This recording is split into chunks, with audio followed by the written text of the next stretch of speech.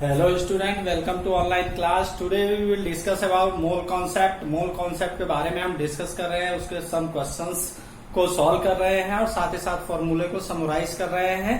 तो last topic में हम डिस्कस कर रहे थे mole in terms of weight. Mole in terms of weight discuss कर रहे थे। तो फॉर्मूला क्या निकाला था हमने कि एक मोल को अगर हम लेके जाएंगे उसे ग्राम में कन्वर्ट करेंगे तो उसका एटॉमिक मास या मॉलिक्यूलर मास, अगर एटम पूछ रहा है तो एटॉमिक मास और अगर मॉलिक्यूल पूछ रहा है तो मॉलिक्यूलर मास निकालेंगे।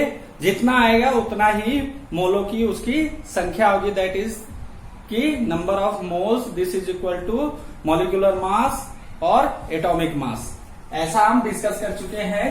तो फर्स्ट में डिस्कस किया था कि अगर आप 1 kg टेबल सॉल्ट लेने के लिए जा रहे हो दुकानदार पे तो वो आपको कितना देता है, 1000 ग्राम। सपोज से सीधी सी बात है कि एक अगर केजी हम सॉल्ट खरीदेंगे तो हमें 1000 ग्राम देगा।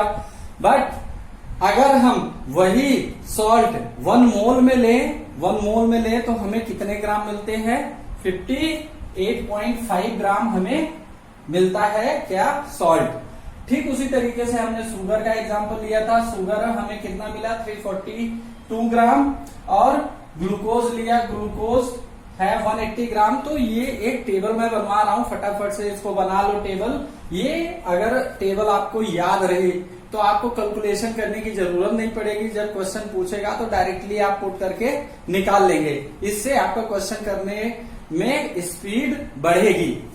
तो सेकेंड थिंग, यहां तक हमने ग्लूकोज तक कर लिया था। उसके बाद सम ऑफ टेबल में मैंने डायरेक्टली यहां मेंशन किया हुआ है, उसको देख लीजिए और चाहिए तो चेक कर लीजिएगा निकाल करके कि यहाँ पे H2SO4 1 mole of H2SO4 this is equal to 90 gram. That mean कि अगर 1 मोल H2SO4 हम ले रहे हैं तो हमें कितने ग्राम मिलेगा, 98।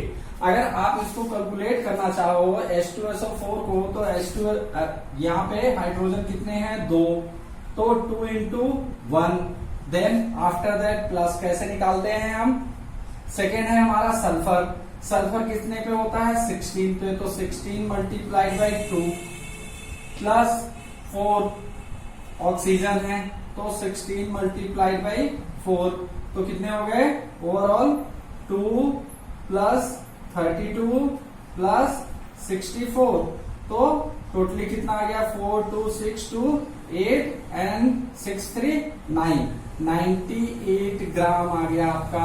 तो ये 98 ग्राम H2SO4 1 मोल अगर हम H2SO4 ले रहे हैं तो वह हमें 98 ग्राम देगा। ऐसे ही एसिटिक एसिड या एथेनोइक एसिड बोलते हैं इसको, तो इसका निकालेंगे तो 60 ग्राम आएगा। ऐसे ही निकालेंगे HNO3 का तो 63 ग्राम आएगा। फाइंड आउट कर लीजिएगा। जैसे यहाँ एसिटिक एसिड का है, ये H2SO4 का था, एसिटिक एसिड का भी आपको निकाल के दे रहा हूं। बाकी आप चेक करते रहिएगा, निकालते रहिएगा। तो एसिटिक एसिड का यहाँ देखिए कार्बन कितने हैं, 2, तो 2 into 12। और फिर ऑक्सीजन कितने हैं, 2, हाइड्रोजन कितने हैं, 3 और एक ये यहाँ पे है 4। That mean 4 multiplied by 1 plus oxygen कितने हैं, 2, तो 2 मल्टीप्लाइड बाई एक ऑक्सीजन का कितना होता है, 16। तो 2 ऑक्सीजन का कितना हो गया, 32। आप टोटल ऐड कर लीजिए, 32 प्लस 4 प्लस 24। अब यहाँ पे ऐड करिए तो 4 4 8 2 10 एंड 3 2 5 1 6 आ गया 60 ग्राम। अब यहाँ पे देखिए आपका एथेनोइक एसिड का कितना है, 60 ग्राम है। ये CH3 एथेनोइक एसिड का है, क्या है, एटॉमिक मास। तो वही हमें 1 मोल अगर हम एथेनोइक एसिड लेंगे तो हमें कितना देगा, 60 ग्राम देगा।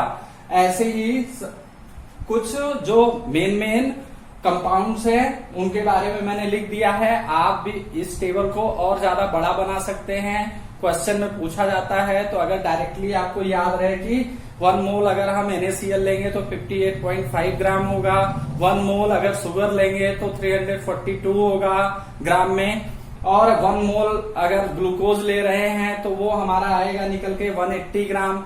अगर हम H2SO4 1 मोल ले रहे हैं तो वो निकल के आ रहा है हमें 98। और अगर एथेनोइक एसिड ले रहे हैं तो वो निकल के आता है हमारा 60 ग्राम। अब हमें फॉर्मूला मालूम है, क्वेश्चन में पूछा जाता है। अब डायरेक्ट मैं क्वेश्चन की बात करूंगा, बहुत ढेर सारा आपको निकाल दिया आगे, आप इसको चेक करते रहिएगा, निकालते रहिएगा। अब क्वेश्चन के सहारे हम इसको क्या करते हैं, इसको डिस्कस करते हैं। तो हमने फॉर्मूला निकाला था कि number of moles is equal to given quantity of substance, that mean कि गिवन मास ऑफ सब्सटेंस जो भी होगा डिवाइडेड बाय एटम अगर पूछा है तो एटॉमिक मास और मॉलिक्यूलर मास। ये फॉर्मूला हमने निकाला था। इस फॉर्मूले की आपको जरूरत पड़ेगी। This is a basic formula. ये क्या है, बेसिक फॉर्मूला है। इसी के सहारे हम क्वेश्चन को करेंगे। तो यहाँ पे एक छोटा सा क्वेश्चन लिख रहा हूं, उसको देख लीजिए कि क्वेश्चन कैसे करना है आपको। जैसे मैं बोलूं कि 0.4 gram of 0.4 gram of sulphuric acid, ऐसे ही लिखा रहता है, अलग नहीं लिखा रहता। बस कई बार फॉर्मूला लिख देता है, कई बार फॉर्मूला नहीं लिखता है, तो उसको आइडेंटिफाई करना रहता है कि what is the formula of this compound. तो उसको फॉर्मूला अगर आपको पता चल गया तो atomic mass easily you can get and you can find out easily. Then sulphuric acid calculate और find out, calculate for 0.4 gram of sulphuric acid,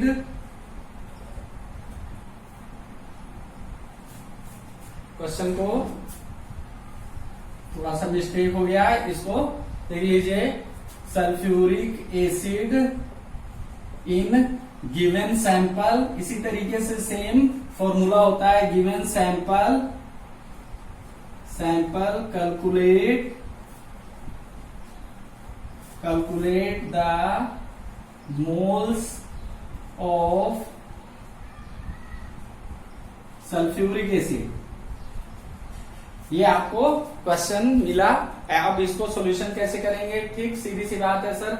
0.5 gram of sulphuric acid है तो गिवन मास उसका क्या हो गया 0.4 ग्राम, और एटॉमिक मास उसका कितना हमने निकाला था 98। फटाफट से डिवाइड कर देंगे, इजिली वी कैन गेट। तो सॉल्यूशन करते हैं इसका। हमें मालूम है formula, small n is equal to given mass कितना है 0.4 ग्राम। यूनिट जरूर लिखना है, यूनिट से आपका क्वेश्चन करने का जो तरीका है, जो आंसर आने वाला है मोल में आएगा, वो कैसे आएगा वो आप देखिएगा। और अब इसका होता है 98, एटॉमिक मास कितना होता है 98, या मॉलिक्यूलर मास 98 ग्राम पर मोल।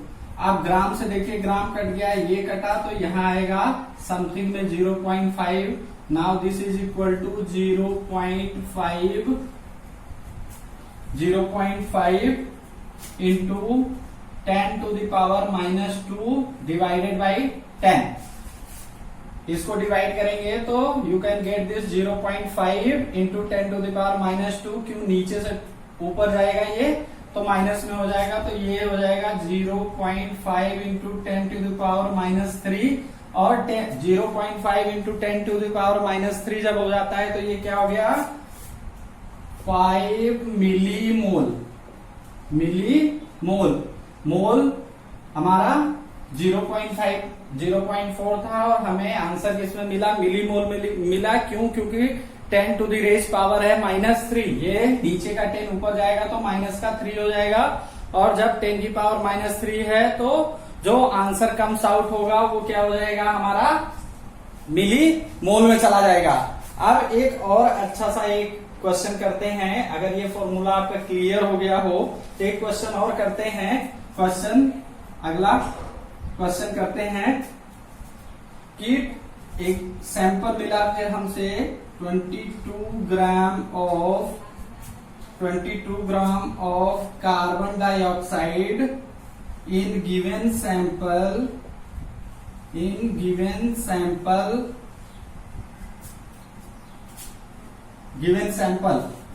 अब सैंपल कैलकुलेट। अब इससे बहुत ढेर सारे क्वेश्चन बनाए जा सकते हैं इजी। क्यों? क्योंकि यहां से क्वेश्चनों की बिल्कुल बौछार हो जाती है। कई बार क्या करता है ये ग्राम में दे करके अलग अलग चीजों को पूछता है। कैसे पूछता है वो देख लीजिए कि सबसे पहले हमें क्या लिखना है, कैलकुलेट मोल्स ऑफ CO2 निकालना है। तो मोल्स ऑफ CO2 हमें मालूम है कि कितना होता है, कितना दिया हुआ है, गिवन मास कितना दिया हुआ है 22 ग्राम, और इसका मॉलिक्यूलर मास होता है 44 ग्राम पर मोल। तो ग्राम से ग्राम कैंसिल हो गया, 21 2 जा 42, दैट मीन कि 1/2 मोल, या फिर इसको लिख सकते हैं 0.5 मोल। इजी मिल गया हमें। अब सेकेंड बी की कंडीशन में क्या पूछ सकता है कि मोल्स